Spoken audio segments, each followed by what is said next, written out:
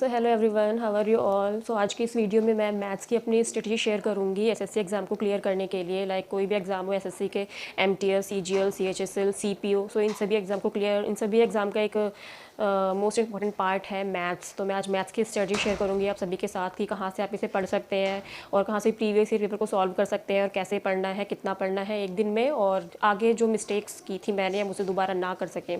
तो सबसे पहले मैथ्स में दो तरीके की मैथ्स होती है, एक अर्थमेटिक मैथ्स और एक एडवांस मैथ्स। तो मैंने तो जो दिल्ली में केडी कैंपस है कोचिंग, जीटीबी नगर में, खर्जी नगर में, तो मैंने वहाँ से क्लासेस ली थी मैथ्स की। और तो वहाँ से मुझे दो बुक्स मिली थी, एक एडवांस मैथ्स की एक और एक अर्थमेटिक मैथ्स की। तो मैथ्स तो मैं हिंदी में ही करती हूँ, मैथ्स हिंदी या इंग्लिश कैसे भी कर लेती हूँ, बट हिंदी में मुझे ज़्यादा सही लगता है, तो मैं हिंदी में ही करती हूँ मैथ्स। तो आप एक ऐसी ई बुक्स जो है जो कॉम्पिटेटिव एग्जाम के लिए होती है, आप किसी भी दुकान से परचेज़ कर सकते हैं, आपको मिल जाएंगी।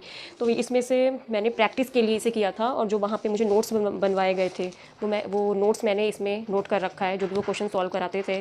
तो ये मैंने कर रखा था मैथ्स। पर उस टाइम मैं सही से पढ़ नहीं पाती थी, क्योंकि उस टाइम मेरा कॉलेज भी था, कॉलेज से आओ, रेगुलर कॉलेज था, फिर कॉलेज के बाद वहाँ पे जाओ क्लासेस लेने के लिए, फिर वहाँ से घर आके मैं उस टाइम ट्यूशन भी पढ़ाती थी। तो फिर इसलिए उस टाइम मेरा सही से हो नहीं पाया था। तो फिर जब मेरा कॉलेज कंप्लीट हो गया, फिर उसके बाद मैंने यूट्यूब से दोबारा से क्लासेस ली थी टोटल, और फिर मैंने अलग से नोट्स बनाए थे उसके। तो मैंने यूट्यूब पर साहिल सर हैं जो मैथ्स पढ़ाते हैं, तो मुझे उनकी मैथ्स काफ़ी ठीक लगती है, तो मैंने वहाँ से पढ़ा था, और सारे जो भी टॉपिक है वो सब इसमें नोट किया था। जो भी पढ़ा मैंने, जो भी कंसेप्ट थे और जो भी क्वेश्चंस थे, वो सारे मैंने इसमें नोट किए हैं। तो मैं जब भी रिवाइज़ करती हूँ दोबारा, तो इन्हीं से रिवाइज़ करती हूँ। और प्रैक्टिस जो है वो मैंने इन बुक से कर रखी है, पहले बहुत बार कर रखा है। फिर अब तो ये तो था प्रैक्टिस का। अब अगर आपको प्रैक्टिस के बाद फिर प्रीवियस ईयर क्वेश्चन को भी सॉल्व करना होता है। देखो, तीन चीज़ें होती हैं, प्रैक्टिस, फिर प्रीवियस ईयर पेपर, और फिर उसके बाद मॉक टेस्ट। तो प्रीवियस ईयर पेपर के लिए मेरे पास ये था पिनेकल का एसएससी की मैथ्स की, जिसमें प्रीवियस ईयर पेपर दे रखे हैं चैप्टर वाइज। और सिर्फ इसमें एक दो एग्जाम के ही नहीं, सीजीएल के भी हैं, सीएचएसएल के भी हैं, सिलेक्शन पोस्ट के हैं, एमटीएस के हैं, सीपीओ के हैं। तो इन सभी एग्जाम के ईयर वाइज जो है वो सेक्शनल प्रीवियस ईयर पेपर दे रखे हैं। तो मैं इसी में से सॉल्व कर रही हूँ प्रीवियस ईयर पेपर अभी। और उसके बाद बारी आती है कि जो मैंने गलती की थी पिछले एग्जाम्स में, तो मैंने पहले कभी भी मैंने कोई टेस्ट नहीं दिया, कभी कोई मॉक टेस्ट नहीं दिया है। और जब एग्जाम के टाइम पे मुझे ऐसा लगता भी था कि जो ये क्वेश्चन है मैंने कर रखा है और मैं दोबारा नहीं कर पा रही हूँ, तो हो सकता है मैं उसे सही से पढ़ती नहीं होंगी, पढ़ नहीं पाती होंगी सही से, या फिर मेरी स्पीड भी नहीं थी ज़्यादा। तो ये जो है मेन रीज़न हो सकता है कि मेरे एग्जाम थे वो क्लियर नहीं हो पाते।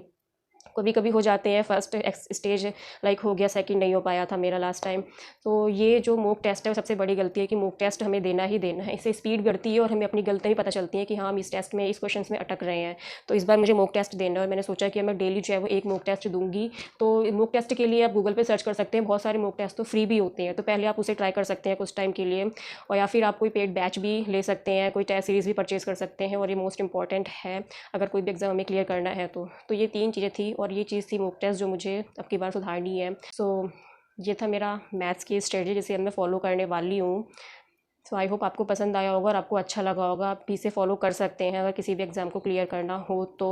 और मैथ्स में हमें कितना पढ़ना है, तो मैं डेली जो है वो मैथ्स को इंक्लूड करती हूँ डेली टारगेट में। चाहे वो जैसे एक दिन अर्थमेटिक मैथ हो गया, फिर नेक्स्ट डे जो है वो एडवांस मैथ हो गया, दोनों में से एक टॉपिक तो इंक्लूड करना ही है। जैसे कि आज अर्थमेटिक का मैंने पढ़ा है, तो कल एडवांस का पढ़ना है, फिर परसों अर्थमेटिक का, फिर उसके नेक्स्ट डे एडवांस मैथ्स का पढ़ना है। तो मैथ्स को इंक्लूड करना ही करना है, और एक मॉक टेस्ट मुझे डेली देना है। तो मैंने ये सोचा है अब से, आई होप मैं कर पाऊँ इसे रेगुलर। सो आई होप आपको वीडियो पसंद आई होगी, तो आप भी इसे फॉलो कर सकते हैं। अगर आपको अच्छी लगी हो वीडियो, तो वीडियो को लाइक, शेयर और चैनल को सब्सक्राइब जरूर करना। मिलते हैं नेक्स्ट वीडियो में।